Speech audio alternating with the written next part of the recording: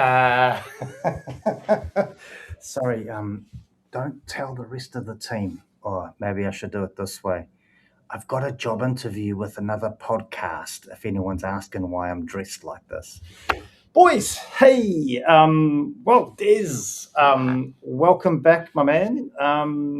Listen, it was nothing but an absolute pleasure to have you on the show last week. How are you feeling today after such a great performance? The fans were going wild for your engaging conversation. They were just absolutely blown away by your input into the show last fortnight. I've got to be honest, Des, they really felt that you made a massive contribution to the show in the last fortnight, and they really want to know, have you managed to recover from such a phenomenal session? I have. Well, that's great, Des. So, Andy, come on, Des, get it. Enough said. Enough said. All good. No, Des, in all seriousness, mate, we've been really worried about you. How are you, Des? Well, I got a bone to pick with you on that one. Me? I need to correct some misinformation from the last show. Whoa. Hey, listen, I appreciate you weren't listening to the last show, because who would listen to their own show? But Andy and I had a disclaimer, mate. So anything we said about you that may have alluded to you or anything to do with you does not count, and you cannot bring it back on us. Is that not right, Andy? Well, that's correct. I still think it needs to be corrected. Sorry. There mightn't be a legal imperative, but there is certainly a moral imperative to correct some misinformation from the last show. Okay, what did Andy say about you that you want to correct? Well, I think it might have come from you, Brent. You suggested that I produced a ACC 45 to get out of the podcast. Well, did you not? Did you or didn't you? Well, I can tell you the truth. You'll have to strap yourself in for this one. Wow. So the truth is I was injured performing my civic duty on behalf of this podcast. Wow. Well, so, hang on. Is our ACC levy going to go up? We have an ACC levy. Are we a PCBU? Oh, shit. Do we have a mailbox for ACC to send the levy to? No. No. We're all good. The truth is, you can, ACC. The truth is, I was injured performing my civic duty on behalf of this podcast. I saw someone in public acting on something they'd heard on the Circus of Safety as though it were actual advice. So obviously, I had to intervene and perform a citizen's disclaimer. Wow. And in the ensuing paperwork at the police station, I twisted my back while reaching for a pen. So I didn't injure myself avoiding the podcast. I injured myself enforcing it. I put my body on the line, protecting the public from our content. And during my recovery, from you guys? No phone call, no welfare check, not even a thinking of you message, just accusations of ACC fraud. So I just want to clear that up right at the onset. Well, until you produce that for ACC 45, we don't believe a word you've said. But hey, listen, nonetheless, good to have you back. Now, listen, you're telling us another fable earlier today. How book sales going, mate? Pretty good. In fact, I had the great pleasure of presenting at the Bay of Plenty NZISM branch conference yesterday. Yes. And had a blast. Got to do a presentation on the book, meet lots of people, have a good yarn, and also unload a couple of books, which was good fun. Good afternoon. Fantastic. Well, there we go. The QR code's up, mate. Hopefully you get a few people wanting to buy. But listen, imperatively, mate, it's great to have you back. So thanks for turning up. Really appreciate that. Andy, how are you at the moment, my good sir? I'm good. I'm a little bit tired, but we're pretty good. Now, are you tired because of hopefully by now you've Des, you might need to check this. Hopefully by now you've fixed our website, mate. Because I'm just advertising our merch. So hopefully our website's fixed.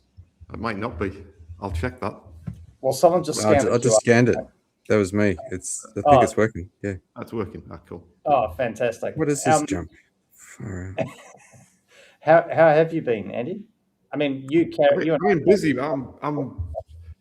I'm spending quite a lot of time trying to understand elements of the Health and Safety at Work Reform Act. To be perfectly honest with you, Do you want me to give you a bit of advice, mate? A bit of safety coaching, a bit of mentoring. Would you like that? I Just would love that. I don't think read anything. coaching and mentoring is probably one of the things that's lacking in the safety profession in New Zealand. Well, that is one of the topics on the wheel. So here's Oh, is hoping it? it doesn't land on that. My bit of advice to you is just don't read it, mate. It makes it so much easier. Just don't read it. No, I feel compelled to because I think it's quite interesting. There's some interesting things, and actually, there's something interesting that I think you might be.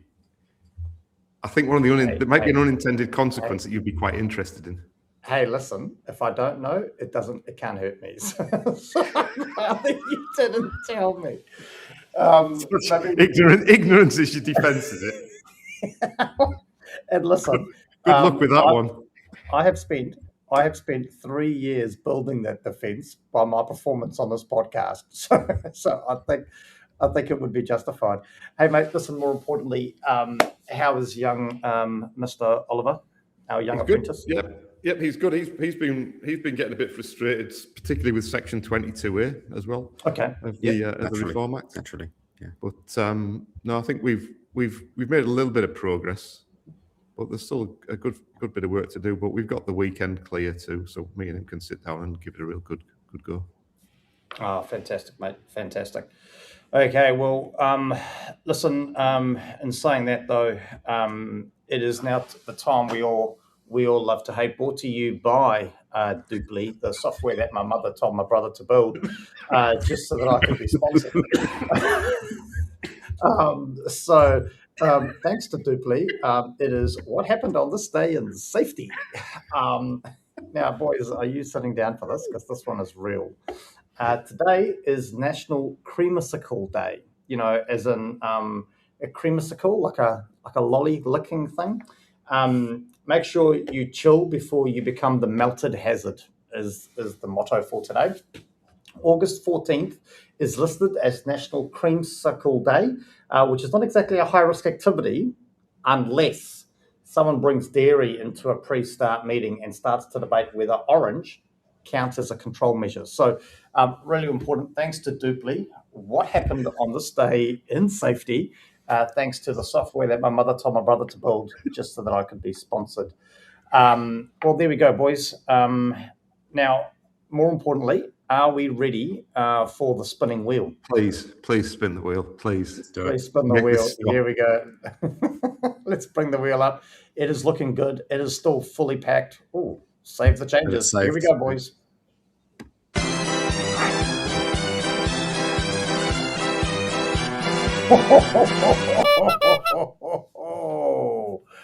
Do we over-engineer low-risk stuff? Oh, this is going to go down like a ton of bricks.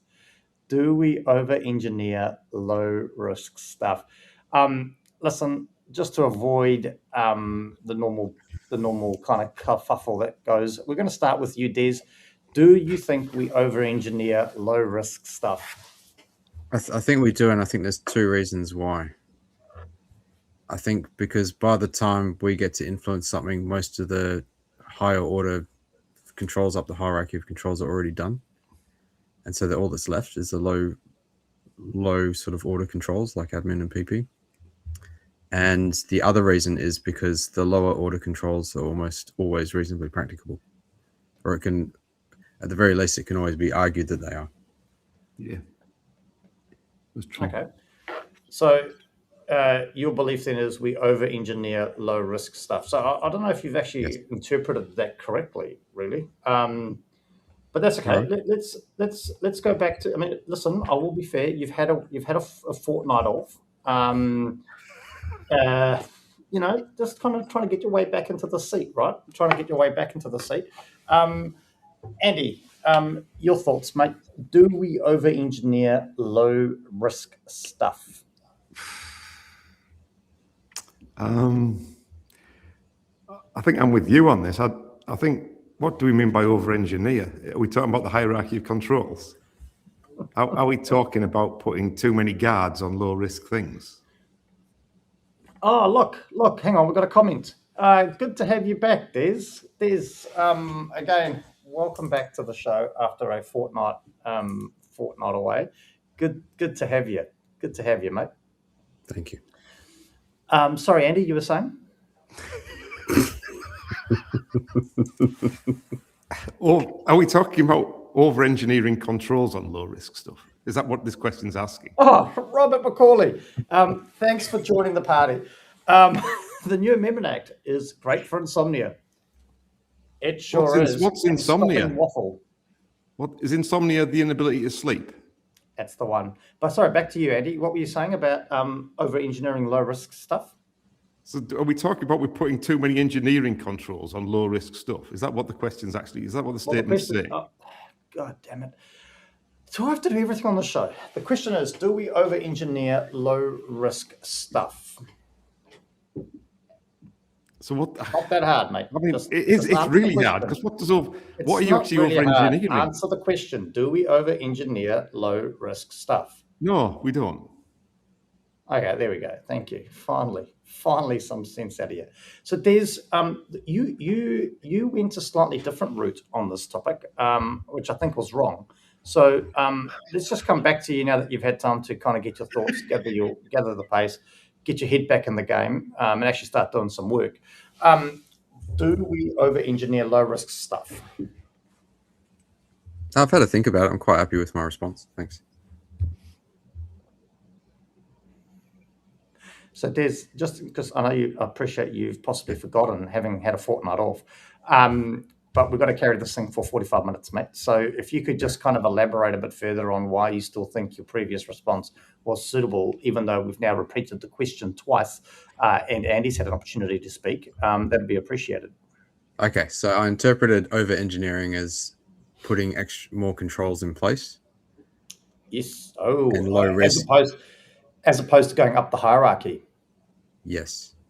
And I interpreted low risk as a task that's not going to cause us some sort of serious injury or outcome of any sort. And do we put a lot of lower order controls in place for those things? And my answer is yes. Yeah, well, okay. Can you give us some examples, maybe? Do you have an example, possibly, of something that we could talk about, just to make it a bit more contextualized for the audience?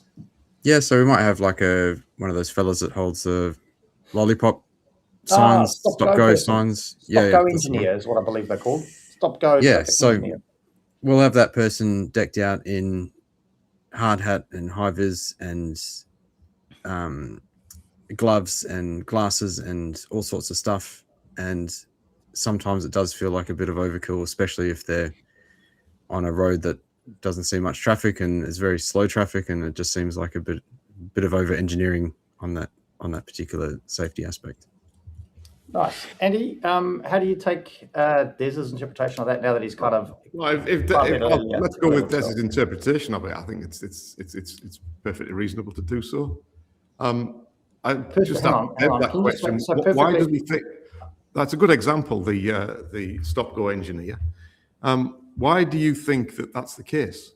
Why do you think that what's the driver behind them being over-engineered from a safety perspective? Probably because they're so visible. But to Des's point, why is a stop-go engineer on a quiet road with generally 500 meters from any of the actual work that's taking place that they're there to manage the traffic on, wearing a hard hat? Because it's probably some kind of blanket rule, right? So arguably we've over-engineered that task, haven't we? Well, over-engineered the management of that risk. I mean, what's a hard hat going to do when you're stood 500 meters away from the actual work that's taking place on a road with nobody there? What's it going to do? And listen, if you get hit by a car, the hard hat's doing nothing, right? Let's be honest about it. Well, I guess it'd stop your head getting sunburned. Well, then shouldn't you be wearing a sun-brimmed hat, like a wide-brimmed hat? Oh, possibly, but then you have to have two hats. Well, no, because you wouldn't be wearing the hard hat. Maybe it's part of the uniform. I don't know. You can get hard hats with a wide brim, but I think we're off topic now. Somehow. Okay, Andy. Well, let's I go. think actually Des is a little. I'm just a touch disappointed with Des's response there, because I think he actually indicated a better response earlier on, which is about the reasonably practicable bit, and that it's very easy. My understanding is it's very easy to say if the unlikely event that a meteorite struck a stop-go engineer on the head, it would be very easy to say, would it have been reasonable for them to wear a hard hat? And the answer is quite yes. Yeah, but mate, again, listen, that's the most ridiculous thing I've ever heard. If a meteorite hits a stop-go engineer on the head from outer space, no hard hat in its right mind is going to stop that, mate. I'm not sure if you're right there. It's going to delay the inevitable and drag his death out. I say just take it on the head, be done with it. Anyway, well, I think the point that Des was made. I think it was the point that Des made earlier is very apt. Is that the reasonably practical tends to be applied in what was done in the immediate prior to the incident. So if it was reasonable for somebody to be wearing boots, gloves, or whatever, then it's very easy to say, well, yeah, it would be, because the cost of it's negligible. You know? Do you know what I mean? Is that what you were saying? Is that where you were going with that comment earlier? Well, it's hard to argue against that being reasonably practicable, because and I'm not just talking about PPE, I'm also talking about admin. So it's you can always add another checklist because the cost is negligible and the absolutely commitment's negligible, and maybe one extra checklist would have just done the trick and prevented it. You know. Yeah, absolutely. So it's hard to argue against that. So I think that's a big driver of that sort of behaviour, and that's what we see out there. Is that it's basically from a legal defence rather than safety defence. From a risk point of view, it probably doesn't make a whole heap of sense. So so my argument would be: are we actually increasing the risk then by over-engineering low-risk stuff? The risk of what? Yes, let's get your thoughts on this, because Andy seems to be pondering his life choices at this point in time. Your thoughts, Des, by over-engineering stuff, are we actually turning low-risk stuff into high-risk activities? I don't think we turn it into a high-risk activity, but we make life difficult for ourselves, that's for sure. And the reason the stop-go engineer example came to mind is because it was a part of one of the talks at the NZISM Bay of Plenty conference yesterday. Which you attended on behalf of yourself, right? That's right. Association. Completely disassociated myself. What were you talking about there, Des? What were you talking about there? I was talking about my book and legal causation. This was actually part of another talk. Is that available for purchase? I think there's a QR code somewhere around. Not the Jubilee one, the other one. There we go. Oh, that's is this the book that a family member told you to write, Des? No, and that was Brent's mum, actually. That told me to write software. Anyway, carry on. Sorry, Des, as you were, carry on. Apologies. So one of the other examples was that this stop-go engineer was wearing gloves in case the stop-go sign had a splinter on it, and he got a splinter in his hand. So I've seen this sort of situation play out where you have a client that's very interested in safety. Someone gets a splinter in their hand because they were holding a sign, and then they want all sorts of effort directed at the investigation and the outcomes and what are you going to do to fix this, and things are spiraling out of control. Why was this person not wearing gloves? And then you're in this position where you can't really explain why that person wasn't wearing gloves, because it was probably something you never contemplated, that they might get a splinter from this sign. So now they're wearing gloves, and you're just doing that not really in the interests of health and safety, but more to deflect that sort of pressure from another stakeholder. That might be an internal stakeholder, it might be an external, but that's where this sort of stuff comes from, in my view, in my experience. So what we're saying then is we do over-engineer low-risk stuff often, and it comes from a misguided understanding of actual risk. Is that what we're saying? Or risk proportionality? Well, there's a big no. I think risk proportionality. You're sort of cruising around the edges of it. It's really more to do with. It's not to do with safety. It's to do with operation and keeping clients happy. And often it's to work further up the hierarchy is difficult because you've got to put some planning and thought and invest in it. So it's difficult to do, but it's easy just to say given PPE. Or add another checklist, or Have another checklist. Yeah, it's easy. do some more training, or But we know that those things don't really improve safety. But there's a whole belief that it's almost like this could potentially be dangerous, so we'd better do something. Wearing gloves is something, so we've done it. You end up in that sort of mentality. Well, let's just do something. Let's do the easy thing. Oh, we take safety seriously. Everyone's got gloves. Okay, interesting. Well, we've got Juliet Dalton thinking for this time of the morning. Sometimes more controls isn't actually making anything safer. Are they proportionate? Are they hindering? Paper doesn't keep you safe, and some PPE doesn't either. People become complacent, and it's all tick box. And I guess that's what we're starting to get to, really. But the challenges here is then, I guess it's a slightly bigger moral question, right? If we are starting to over-engineer low-risk stuff, I guess the question would be why, right? Why are we over-engineering low-risk stuff? And Des started to touch on it, that maybe you got somebody that's what's the word I'm trying to use here, Des? They've got the right intention, right? They want the intention is right, but the application maybe is wrong in terms of managing risk. Would that be a fair statement? No, that might be the case sometimes, but I think this is more of a case of someone trying to assert themselves and in a way kind of weaponize reasonably practicable into just asserting pressure over another stakeholder. I'd agree with that, Des. I think there's also that you are reducing your legal risk, though, by doing it, aren't you? As we were saying, is that the reason we practical is, I think absolutely you are, because it comes out of a simple question. Would a $2 pair of gloves have made this less bad? Yes. Well, why weren't you doing it? It's really doesn't. I don't think that would impact your legal risk, because I'll take the example. Some organizations mandate the use of gloves, right? Okay, great. But if you're, say, on a construction site and gloves have been mandated, and you can see at a distance, maybe 10 meters or so, someone's wearing gloves, oh, they're all right. But they're wearing cut gloves and they're handling wet concrete or some sort of chemical. So those gloves are actually doing nothing for them, but you've mandated gloves, so everything's fine. Well, it's not.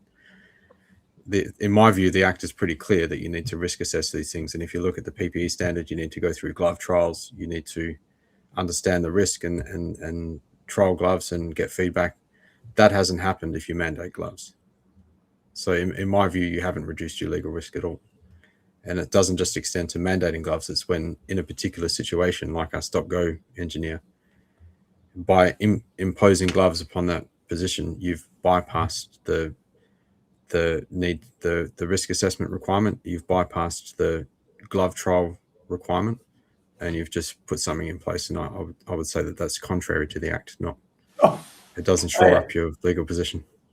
Hold that thought right there, young Des.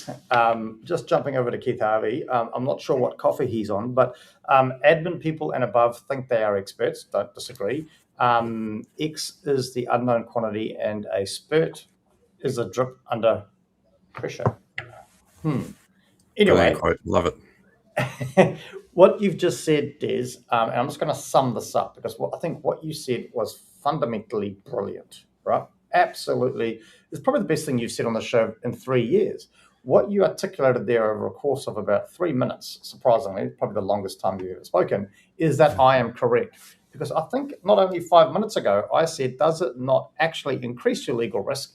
You all told me no, and you've just argued for the point, so I am right. By over-engineering low-risk stuff, you're actually increasing your risk. Thank you, Des. Andy, how do you feel about finally, once I'm actually right and you're wrong? I mean, how do you take that? I'm not sure you are. Well, I am. I think Des, the closest thing we've got to a lawyer, just said that I was.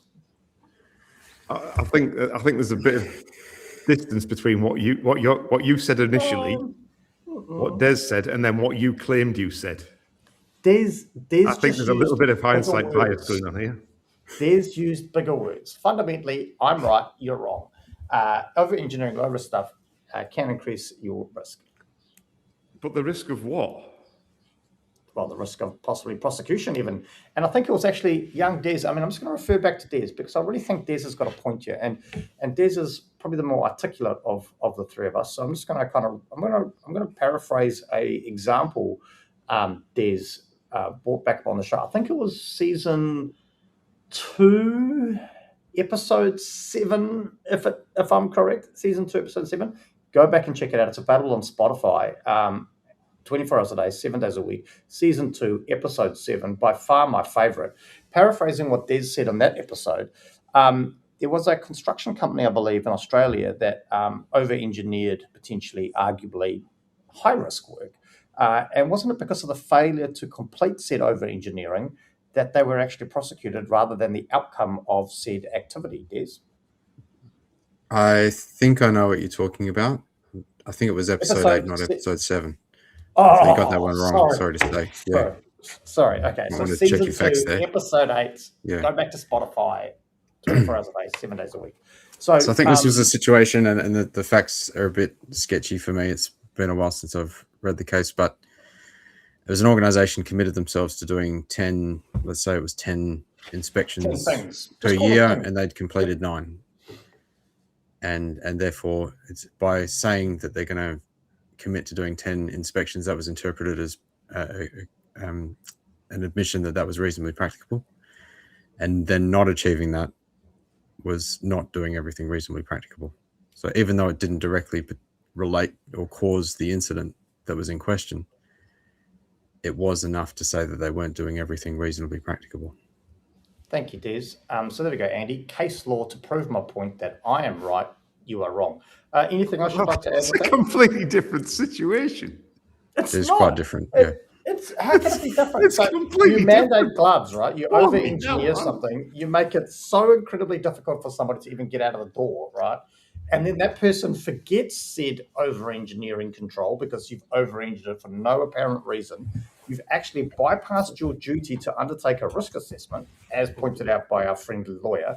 Therefore, the risk you've just put yourself out of prosecution is far higher. I'm right, you're wrong. Case law supports that. Can you just read the question again? Just read the question again. Read the question. Read what question again? The question on the wheel. Do we over-engineer low-risk stuff? I mean, listen, if we just went yes, the show would have been over 20 minutes ago. So do we over-engineer low-risk stuff? You have now magically introduced a new term, which is controls. So that's not in the original question. We talk about over-engineering low-risk stuff, and now you're talking about over-engineering controls.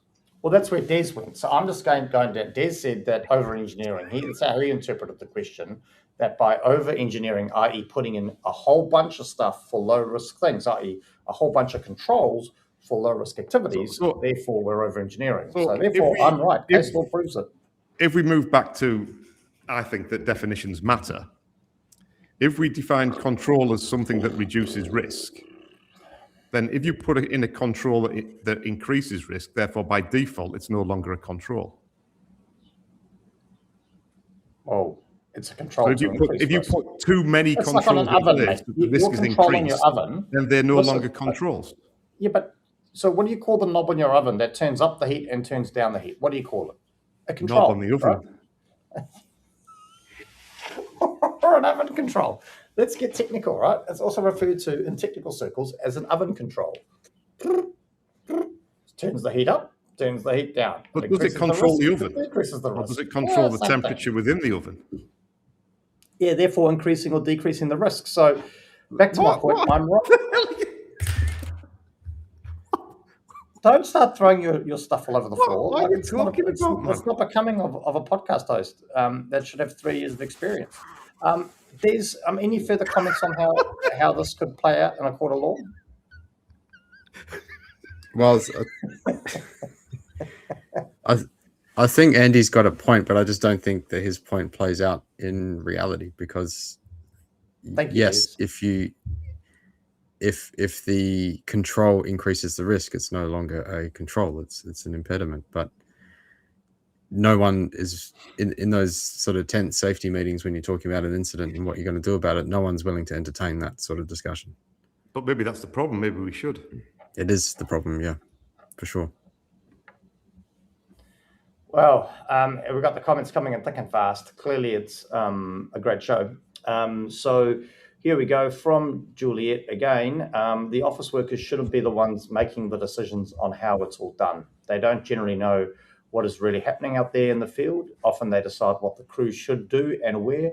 The glove example is perfect, Des, I think, is what she's saying there. Sometimes they get told to wear them, but they then lose the dexterity to do the work safely. Is the work actually something that really needs gloves? Brenton is obviously right.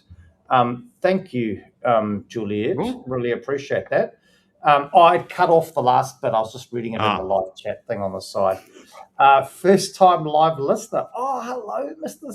Matthew Scott. Welcome to the party. Importantly, safety, especially in low and medium risk situations, must be pragmatic, i.e. Brenton's correct, and be part of work. Without that, no matter what our self-generated bureaucracy says, it won't be done by workers. Well, there we go. Clearly, Keith Harvey's on a point here. Brenton's interpretation of teamwork is everyone's doing what he says. Keith's a genius, man. That's why we like Keith coming back time and time again. So where have we landed with this? There's any further builds on are we over-engineering low-risk stuff? Well, I'm still firm in my view about that. And, we can have aspirations about how it should work, but it's just not how it plays out in real life. But I'm really interested in exploring that question of, does reasonably practicable drive more admin and PPE controls? Because I think that it does, because it's really hard to argue against them. I absolutely agree with you. That does. I think it does. Because I imagine a situation where you don't want to find yourself in court hearing from a judge that, this person wouldn't be in this situation if only you'd put a simple checklist in place. Yep. If only you had a simple written procedure that the person could have perused before they did this task. If only that person had worn an appropriate pair of gloves, you wouldn't be in court today. Oh, that's really hard to argue against. Really hard. And I think that would line with that. Remember, we got that speaker in when we had our get together about the kid that got catapulted in the eye. Yeah. Oh yes. Yes. And would safety glasses have made that less bad? Absolutely, it would. Safety glasses are $3 or $4. Yeah. There you go. Would it have been reasonably practicable for them to wear safety glasses? Absolutely. But at what point, and I'd be interested to continue this exploration, at what point does that drive to meet the definition of reasonably practicable actually increase our risk? I think it will always, because it's so cheap and so easy to do. It's very hard, like Des said, it's very hard to argue against with hindsight. That's the problem. Hindsight becomes the problem. So it's not actually it's not the drive to reach reasonably practicable and over-engineering low-risk stuff. It's the hindsight vision that is the problem. Yeah, because I mean, all legal action has got the benefit of hindsight, right? I mean, that's the whole thing about it. It's happened. So reasonably practicable looks somewhat different after an event, because clearly you might have had it as incredibly unlikely to happen, but guess what? It did. So I mean, we're now going to go down an argument that I don't want to go down, because we don't have any more time left in the show to go down this argument about why the hell do people consider likelihood? Because the likelihood of something happening is irrelevant once it's happened, right? Happened. You need to read section 22 here, mate. Can you just give me a summary of section 22? It's all about likelihood. It's all about likelihood now. Oh, is that right? Well, that's going to be a farce, because when I turn up to court to defend an action where it was very unlikely that someone was going to die, but they did anyway, I suppose the irony is then that made it likely that it was going to happen if they've already done it, right? Oh, my giddy aunt, this is going round and round in circles, and we're going down a catastrophic nightmare. Well, boys, I think there needs to be a time and a place where somebody draws the line in the sand, and I'm going to do that here. Not all topics are as great as others, and I think this one's probably come to a natural end. So rather than bore the living bejeebers at everybody, I'm just going to get us to wrap up the topic here today.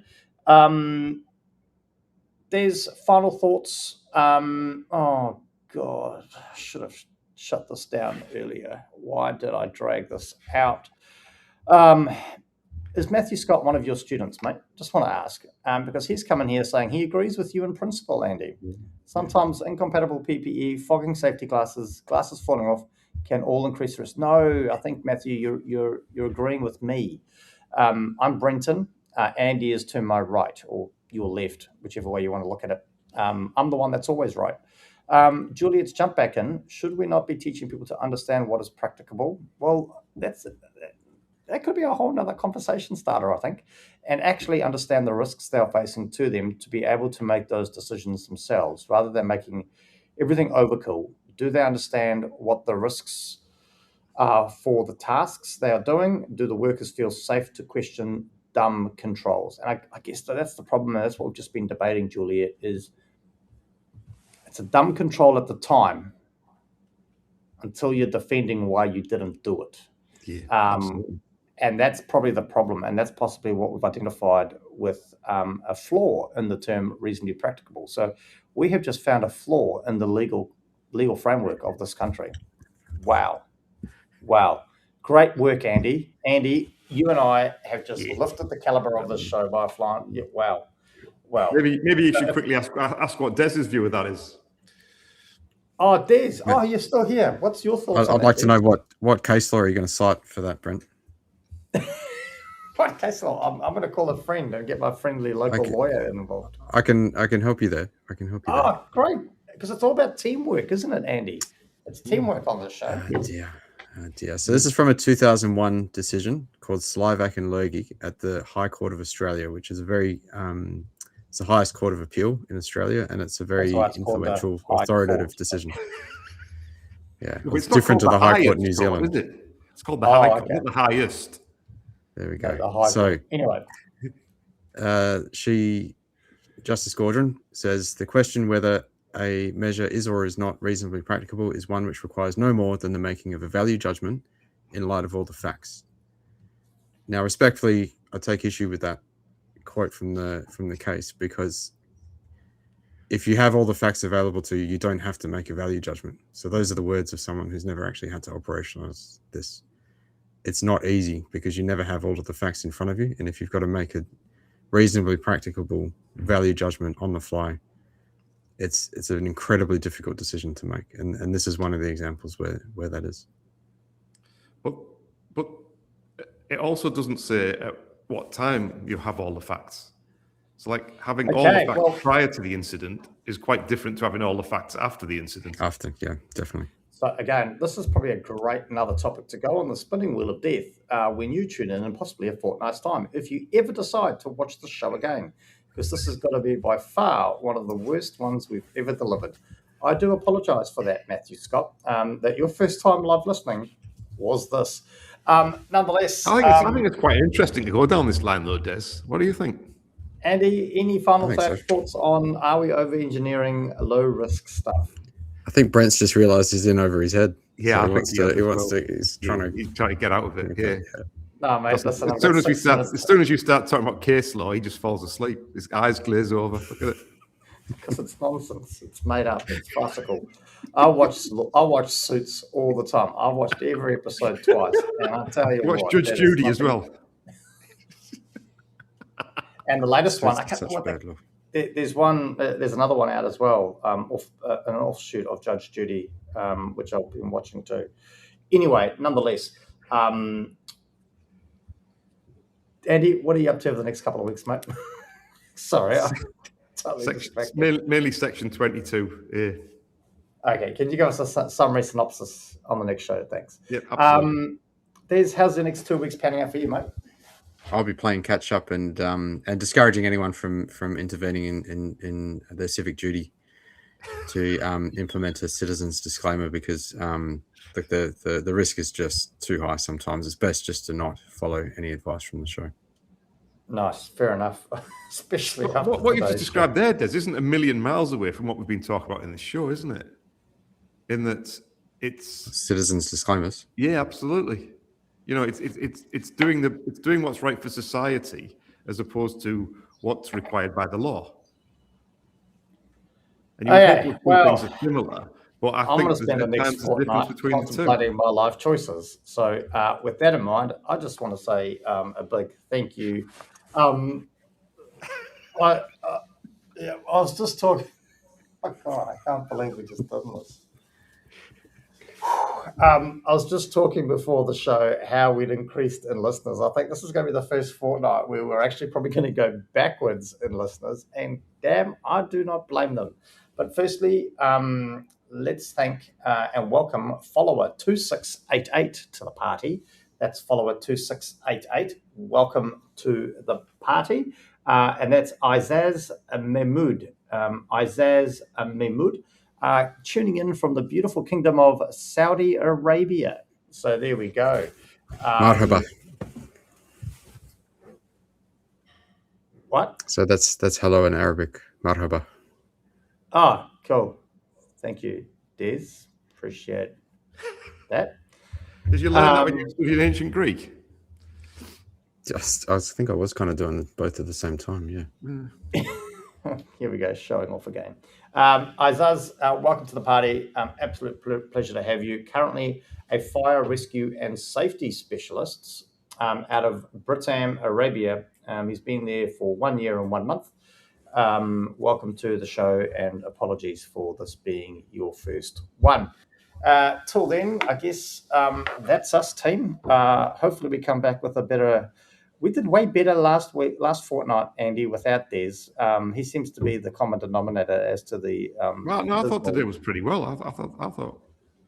Yeah, I don't think... That's just a string of commendations for all the wonderful comments I made. I think this is an example of how good things can be when you let me get a word in.